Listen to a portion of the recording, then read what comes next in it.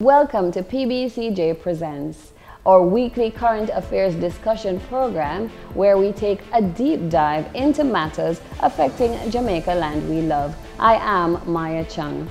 This week on PBCJ Presents, we take a look at Project STAR, which is seeking to raise social standards among Jamaicans using human capital development. STAR is for all Jamaicans. As Keith will always say, it's a all-away approach. We say, it's an all-away approach, same difference. It's a every Jamaican can get involved approach to community development and transformation.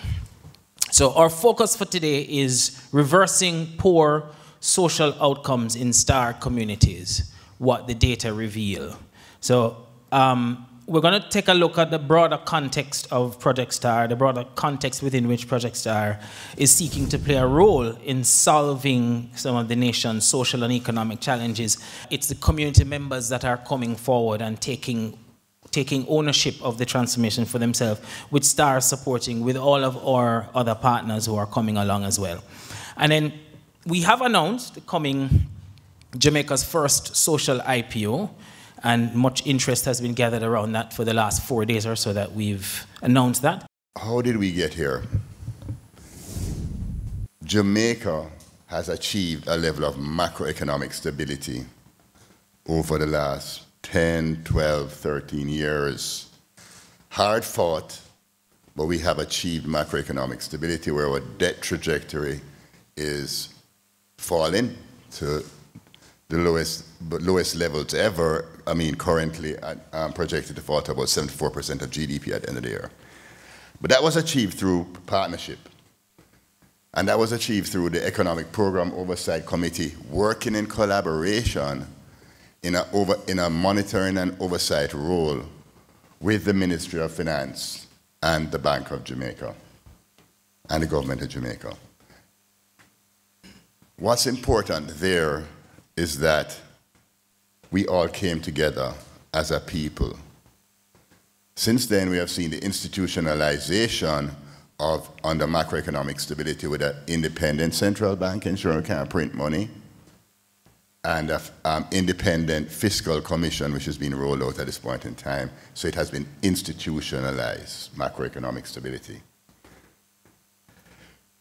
When I took over the presidency of the PSOJ, the focus was human capital development because we knew we had achieved macroeconomic stability, but we had a binding constraint in our labor markets. A skills gap, right? Because the private sector could not bring in the skills required from within the workforce to deliver greater productivity and greater growth. And we got derailed by COVID in our push. And the PSOJ has always enjoyed a healthy working relationship with the Jamaica Constabulary Force under the leadership of Major Anthony Anderson for the period of when I was gone as PSOJ president in 2019. The real push for a force for good was something that we resonated with, and the investments that would take place within the Jamaica Constabulary Force. And a critical component of that was building out their community strategy, building trust within communities. And we joined together with the Jamaica Constabulary Force and the Jamaica Defense Force, and we launched our PSOJ COVID-19 Response Fund in about April 2020 in partnership with the Council for Voluntary Social Services under the leadership of Safri Brown, our project director. And we were able to enter over 20, and the data and how we got there under the guidance of Dr. Paris Leo, Vice President of the PSOJ, who has been a driver for us in terms of evidence-based, data-driven, in terms of driving our strategies and our actions. And we were able to get into over 20 communities over a 4-month period, every 2 weeks in those communities. The JDF designed the logistics for us. Very efficient. The kind of skill sets that are available within the JDF are tremendous. The Jamaica Constabulary Force, they delivered every single package. The entire police force came on board, including their community division, but they came on board and they went into the dark crevices and corners of the communities and delivered packages. We had our doubts, but Major General Anthony Anderson said, the police are going to be the ones that deliver and build those relationships. And it absolutely worked. And then there was another partnership which developed in Salt Spring in Montego Bay, where the business community in Montego Bay, under the leadership of John Biles, Ian Dare, etc., worked with the JCF and with a senior superintendent within that for St. James, and they worked together and they made interventions through working with schools, working in building out green spaces, etc., school feeding programs, supported homework programs, and they worked together in that community. And we saw a marked improvement in social cohesion and reduction in crime and violence in the community. So we said, that is almost, but it wasn't documented. And we said that was almost like our test case, and we know this can work because we know it worked in the PSOJ COVID-19 response fund in terms of partnership, and we saw it, that model, in Salt Spring. So we recognize under human capital development you have two components, because if Jamaica is to move, we have to invest in our people. And education is critical to that, and this is something that we have advocated for very strongly. Because we see the outcomes, and we know that we need an investment in early childhood education. We need to close the skills gap based on where we are as a country. We also recognize that the root of crime and violence are social in nature, a lot of it. And therefore, community development to us was critical, a component of human capital development. Socio-economic transformation of communities. But crime costs us 5% of GDP, over $100 billion a year. That's what crime costs us as a country. When we look at education, and this is from the Orlando Patterson report, 33% of our children are leaving primary school unable to read at a functional level, and 56% can't write, they have the competence in writing. Of our labor force, 6.6 are on 6.6%, the most recent data is unemployed. However, outside of the workforce, there are over 700,000 people between the ages of 15 and 65 that have not made themselves eligible for the workforce. Of that, over 200,000 are in school full-time or part-time, and if you take out those are looking after dependents, etc., etc. It comes down to around 500,000 people that have not made themselves eligible for the workforce for various reasons. One, they don't know how to access opportunities. Two, they don't think they're prepared. Three, there are many factors which drives why they don't feel included in society. They don't know how to access opportunities. They just don't know, because there's no real effective platform that connects the supply of labor with the demand for labor in Jamaica. There are platforms that are in place and people try, but it's just not happening the way it should happen. Now, we thought this is a real opportunity to close that gap. 62% of our workforce have no formal training or certification, and that's a real issue. That's a skills gap. Then when we look at micro and small businesses in Jamaica, and in the communities that Star will operate, there are thousands of micro and small businesses, but they're not necessarily formalized. But MSMEs, micro small businesses, account for over 70% of our labor force and 60% of GDP, of our gross domestic product. But they only 10% of credit through deposit-taking institutions go to micro and small businesses because they're not formalized. They don't know how to access credit. They just don't know. And that is where the principle of inclusion, financial inclusion, comes into play. That means 60% of our economy is driven by micro and small businesses, but only 10% have access to finance, have access to finance. When we look at our housing, over 700,000, there are over 700 squatter communities in Jamaica, with over this is where 540,000 of our people live, without proper infrastructure, sanitation, etc.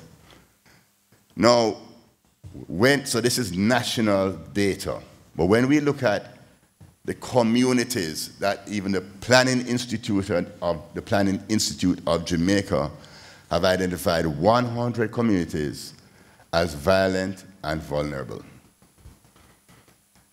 So, and Paris will speak to this, but these communities, their averages or their data would show that they would be somewhat worse than the national average in most data points, I believe. And therefore, there needs to be a concentrated effort in targeting these communities. And a lot more of the crime and the gang violence happens within these communities.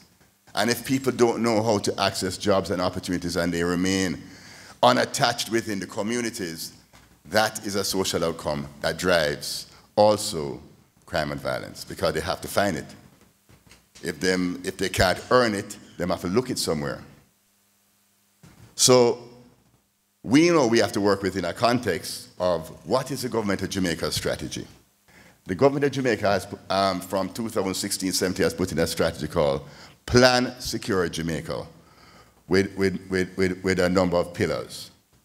One, legislation, and we have seen the Firearms Act, we have seen the Road Traffic Act, and we are now seeing the Bail Act being worked through. Legislation for, these are mainly crime, on the crime reduction side. We have seen the implementation of ZOSOs, which is supposed to be zones of special operations with clear hold and bill, the bill element being driven by the Jamaica Social Investment Fund for social investments in these communities. I think there are 7 ZOSOs, correct? And then there is the coordination of the effort between the ministries, departments, and agencies. Dr. Chang, under the chairmanship of Dr. Horace Chang, he has brought all of these agencies that have any mandate around social investments to come together and to be able to execute in a coordinated manner. Commendable. Now, there's also the Citizen Security Secretariat, which is supposed to be a monitoring and evaluation kind of, that has been put in place under the leadership of the former permanent secretary at the Ministry of National Security, Diane McIntosh, doing their best. Also, we have seen after the recommendations of, so therefore this is on the social investment, crime prevention effort, and this is what's been occurring on that side.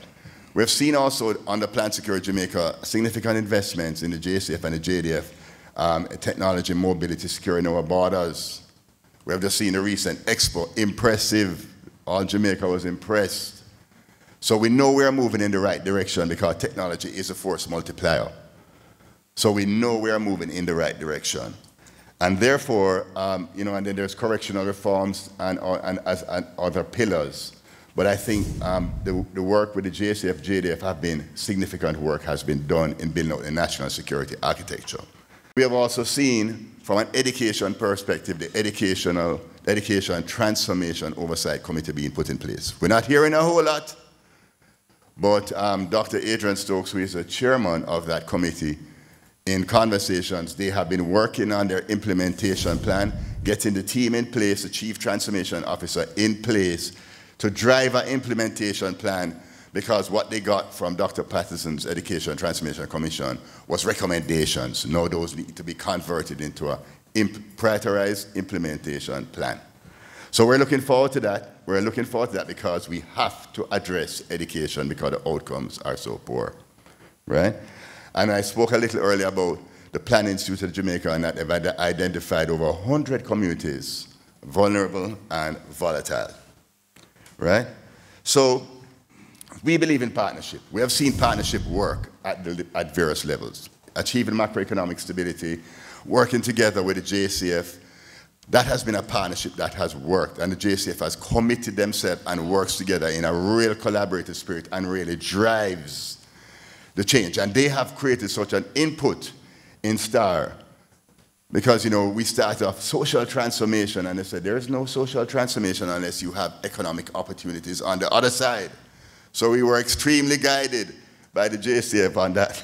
So we had to ensure that we bring that into the equation. And so we appreciate that input. So we believe a partnership, all of Jamaica, because all of us live in a place where we feel like there's a place of hopelessness. We discussed it earlier. In a place of hopelessness, that can we impact the outcomes? How can we be a part of the change? Because we know Jamaica excels in pockets and does well in pockets. And we know that Jamaicans are leaders and massively talented. So how can we pull it all together in a whole-of-way approach to Jamaica that we can take on these poor social outcomes and make a real difference in driving change for Jamaica? Because we want all of our people, all our communities to thrive.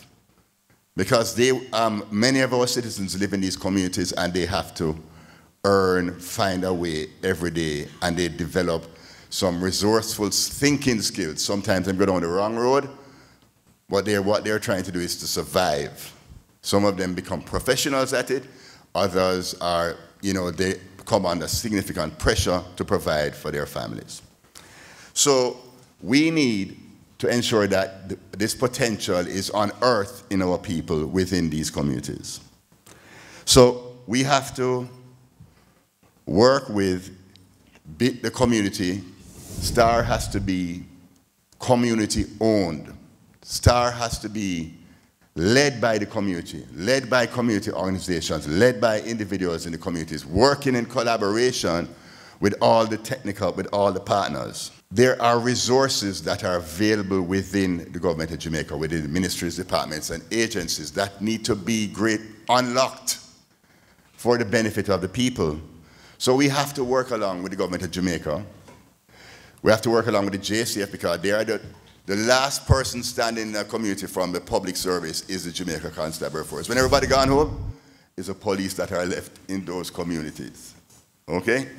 So this is a significant partnership with the JCF, but we have to work along with partners like the Social Development Commission, HEART, for skills training and other programs, the Planning Institute of Jamaica, because they have built out a community renewal model and a community renewal index. We need to align our efforts. The Jamaica Social Investment Fund, which as the name implies, social investment, we need to work along with them.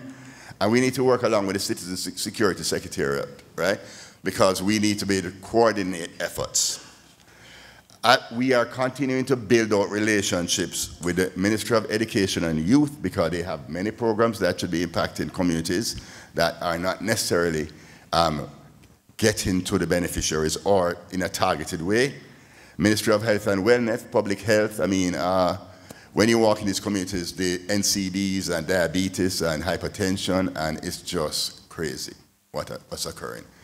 But yet, we have a National Health Fund card and many don't know that they can access this benefit, right?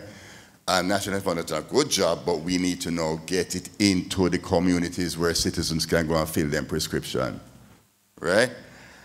Through MEGJC, working along with them because they're job creation. So we need to partner with them also, and they also have social protection resources available.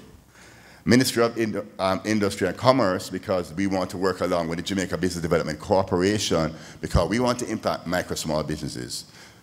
So we need to work along with the Ministry of Industry and Commerce. So these are relationships that are being actively built out. The good thing about STAR is that we are a 5-year program. We're 1 year in, right? 7 months into the first community. And we have time to build and develop these programs, and we're committed to this for the next 4 years, right? We're in 3 communities at this present time: East Downtown Kingston, Rose Gardens, Parade Gardens, Savlamar, and now entering Maypen. We've been in East Downtown Kingston for 7 months, Sav for 3 months, and Maypen we're at the entry point, building trust with the stakeholders within Maypen at this point in time. So we believe that if we work in partnership, with the government of Jamaica, with the Jamaica Constabulary Force, with the Jamaica Defense Force, because we're going to partner with them also, because they have the HOPE program. We believe that we can make a real impact, and we can build out a community development model in partnership owned by the community to make a real difference for Jamaica. And we go to a break at this time. You're watching PBCJ Presents. I am Maya Chung. We have much more when we return.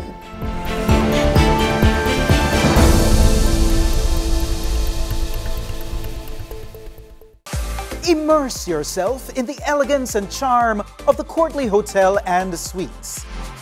Enjoy our jerk barbecue night by the poolside each Wednesday, or celebrate your special events for your wedding, anniversary, birthday, or just a relaxing weekend getaway. Unique, personalized, inviting. The Courtly Hotel and Suites.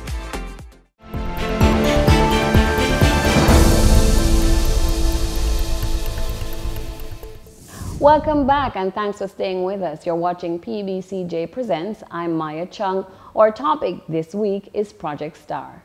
We have over 52 key performance indicators for change that we'll be monitoring over time, right? And I'll just name a few. Social, the thematic area, social cohesion and inclusion. The KPIs would be number of persons accessing STAR programs, parenting support, school-based support, sports programs, psychosocial support, referrals to services of the government of Jamaica, whether it be PATH programs, whether it be National Health Fund benefits, social pensions. These are all benefits that are available that have not necessarily, as I've said before, reaching the people in the communities. Right, so we want to impact 30% of the community, 1,950 persons per community, right? And that's 19,500 across the 10 communities. And what outcomes we expect? Strengthen families through improved parenting, increased school attendance rates, a reduction in interpersonal conflicts. Local economic development, so that's on the social side, and then on the economic development side, which is critical, number of community members trained and certified and or employed.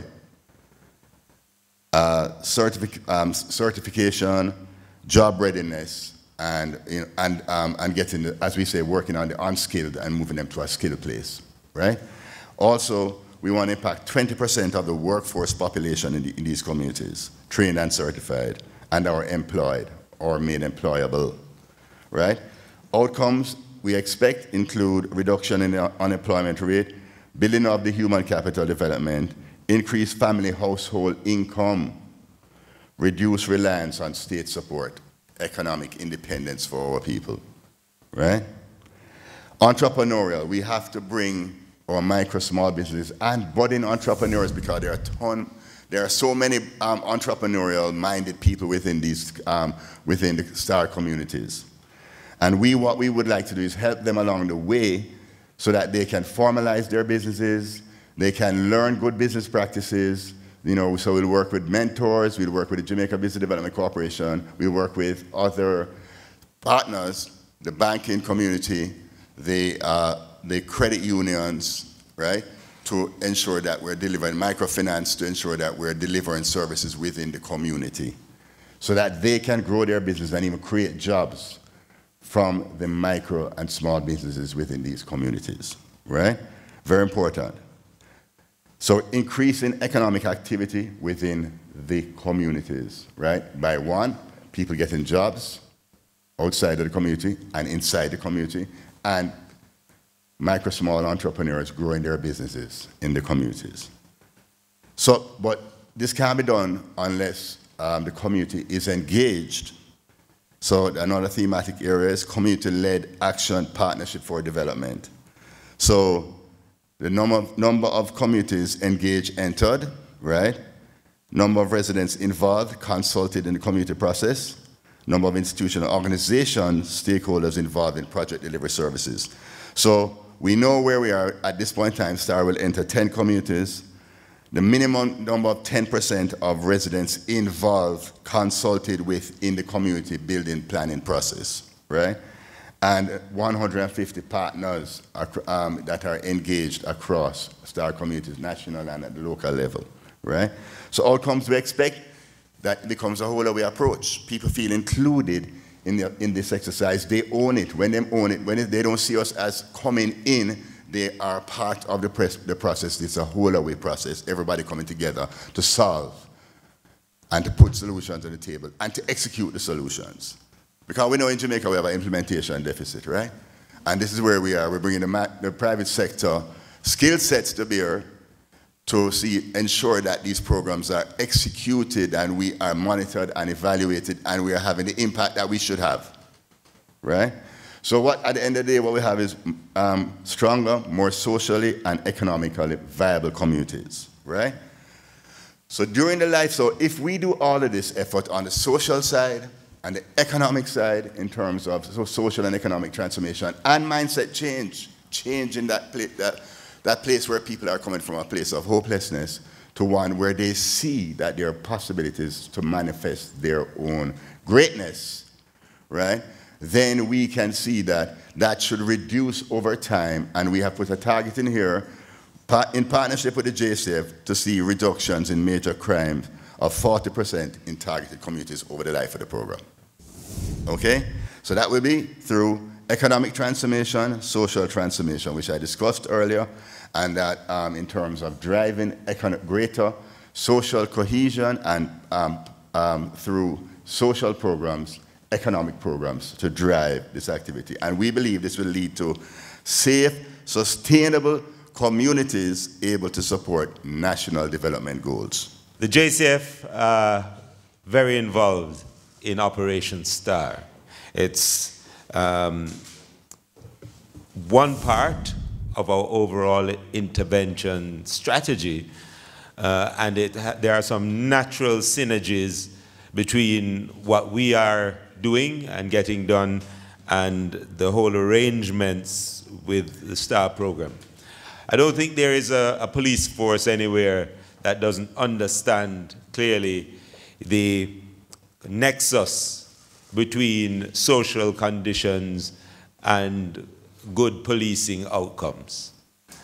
And for the JCF, probably even more so, because we have been working, the type of communities sometimes that we work in are very difficult and challenged in many ways.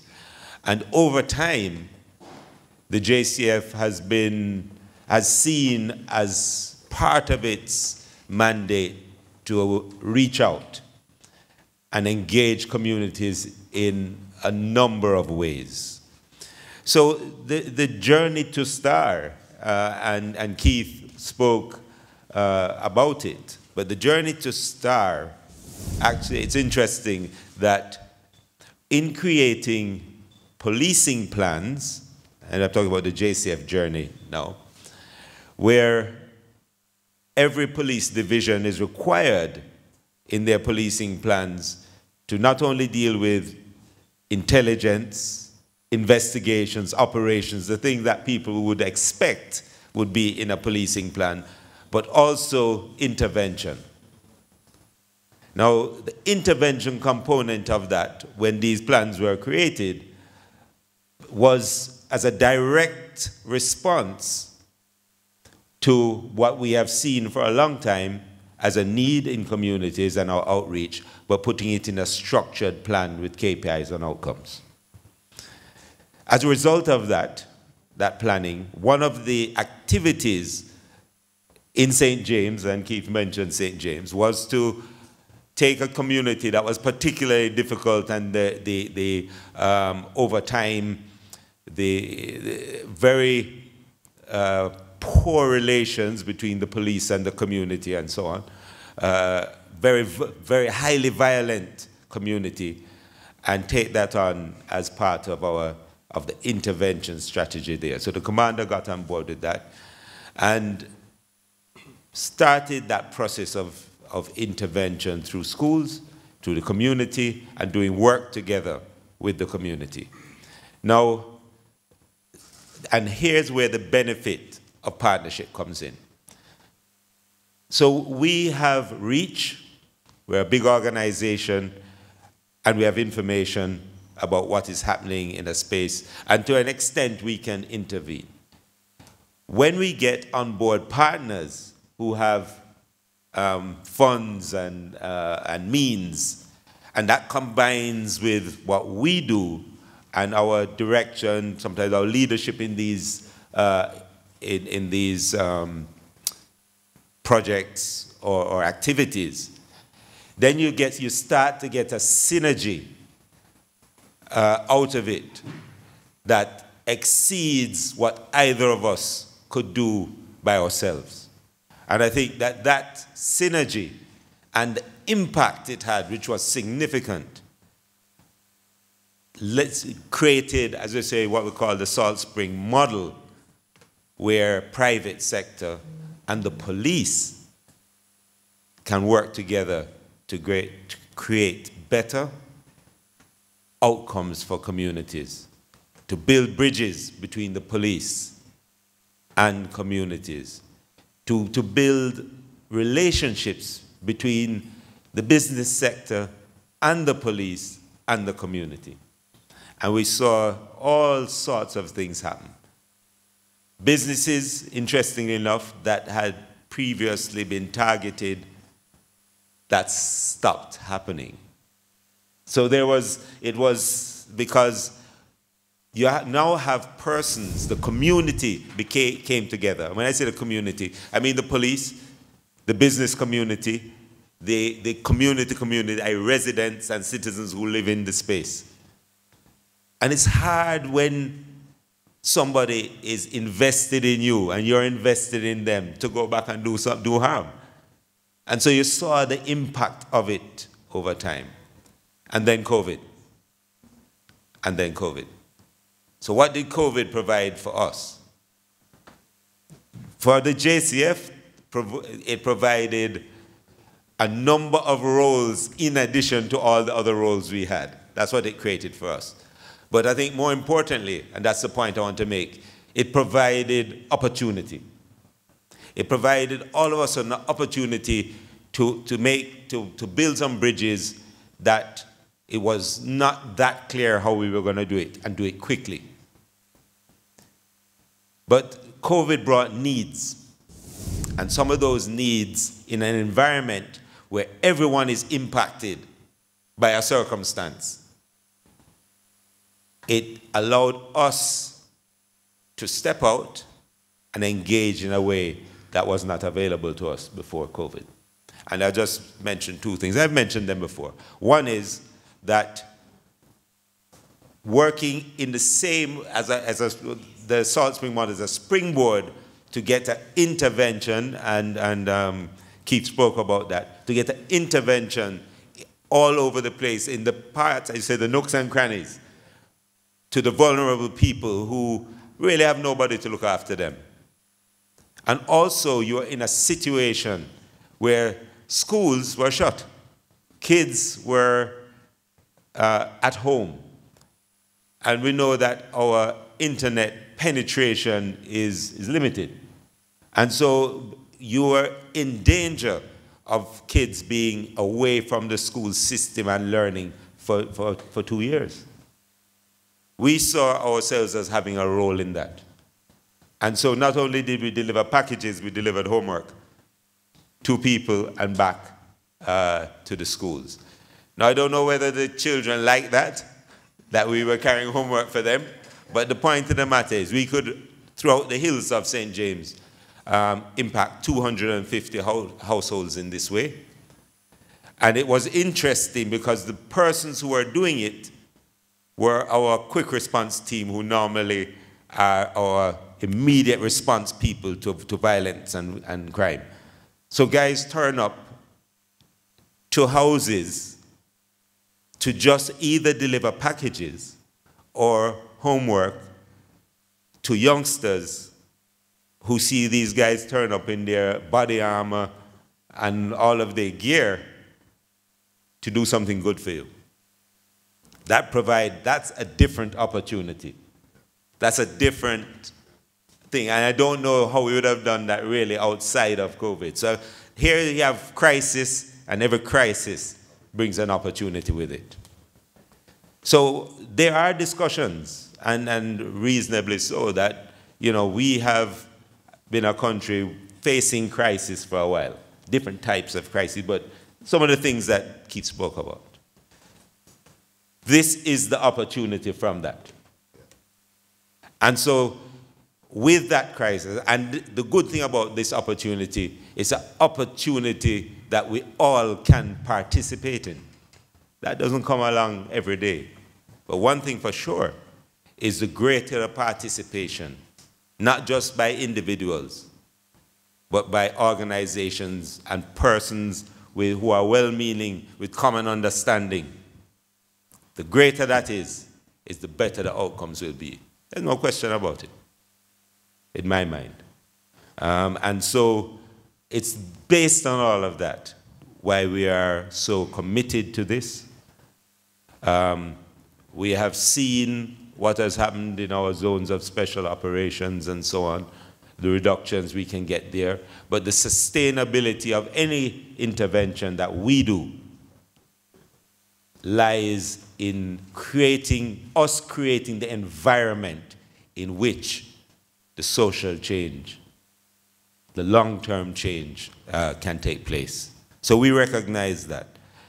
So as a force, and you know, whereas we are unrelenting in terms of our responses to crime and violent people, and we will continue to do that, we recognize, and our members recognize, both individually and collectively, that investment in communities, intervention in people's lives in a positive way will bring better results, better outcomes.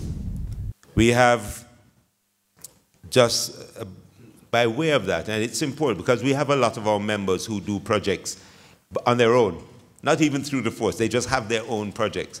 We just had an inspector get recognized, Inspector Brown get recognized in the Caribbean for the top community award at the ACCP conference. We just had our members go as head of delegation with the Special Olympics delegation, 65 people going to the Special Olympics. The JCF is that body that supports the Special Olympics in a way that nobody else does. We have our partners coming on board now to do that even in a larger way. So this is a vulnerable group that is now, through our work and others and partners, every one of these things that we're doing, we're talking about, even though JCF does it, we have partners at it, have allowed us to influence and affect communities. As one of the certainly, if not the largest, one of the largest contributors to United Way. Those projects, those agricultural projects, these things, are really because our members have chosen, the same police officers have chosen to take money out of their pay to influence these things over time. So the ethos of all this matches perfectly with what we do and the way we see ourselves individually and as an organization. We will still be out there doing our police youth clubs, our neighborhood watches, our beach watches and all of that. Our domestic violence centers will keep on going. And just as a point, not to take away from any of this, what we have seen now is a 35% reporting in those centers is from men. What that means is that we have created a safe space in which anyone can go to and make those reports. But today is a day about STAR, and I'm just updating on why the JCF sees it as an important thing and why we will be committed over the same period that STAR will be running, the next 4 years, 5 years in total. We will be absolutely committed to those outcomes and those communities because we're there anyway, and this can only redound to the better or the improvement, betterment or improvement of our citizens, and that's what we're all about. And that's our show for this week. Thank you for watching. I've been your host, Maya Chung. The topic has been Project Star. Remember to follow us on all our socials at PBCJamaica. Email your feedback to pbcjpresents@pbcjamaica.org. Thank you for watching. Stay tuned for more great programming on this station. This is a transformative moment. Never before have we seen a situation where all of Jamaica can own a part of transforming the future of our country. And I don't believe that there's been a time before where we're all as aligned that this must be done. We're seeing hopelessness as a normal part of everybody's belief. And that hopelessness is something we need to break the back of. Again, that is also a self-fulfilling mindset. As a stock exchange chair, I'm extremely proud that we put in place the Jamaica Social Stock Exchange. I'm extremely proud that the management and team led by Marley Street Forest would have seen it fit to support the initiative and put in place the infrastructure to make a social IPO possible. And extremely proud as well that the broker-dealer community would have seen it fit to sign up, to come on board, and to commit to exposing their clients, their investors, the opportunity to own a part of social change as a part of their portfolio of investment, recognizing full well that every investor is investing for a better tomorrow, and a part of your portfolio should be a share in Project Star.